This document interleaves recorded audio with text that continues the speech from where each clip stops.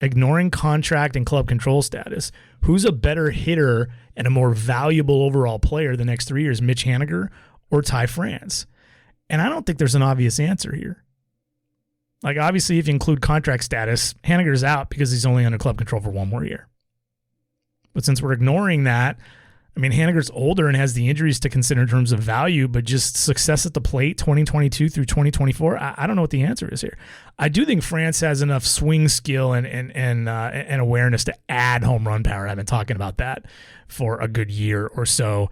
There's more home run power than the, 18 he hit this past year? There absolutely is. Are you telling me he only was going to hit 18 home runs even if he didn't have those hand issues? Of course not. I think there's 30 in him, and I think he ends up hitting 25 to 30 at least a couple of times in his career, if not more.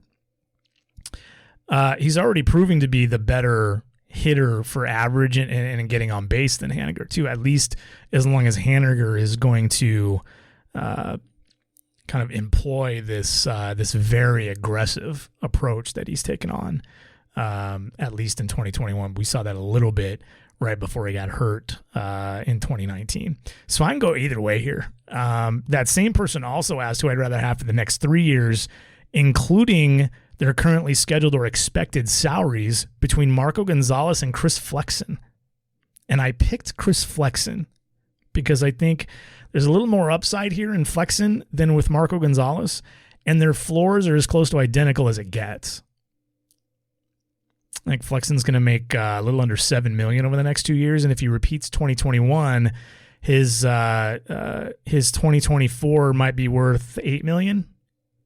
So like it's 3 years and about $15 million. I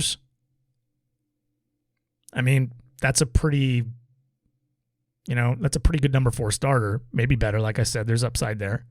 But Gonzales is going to make $24 million over that span. So essentially a third more in salary. And while Gonzales is, he's got a longer track record, I think right now I would bet harder and more often in scenarios on Gonzales being, say, a 3-win pitcher because he's done it before. And Flexen, he has 1 year under his belt.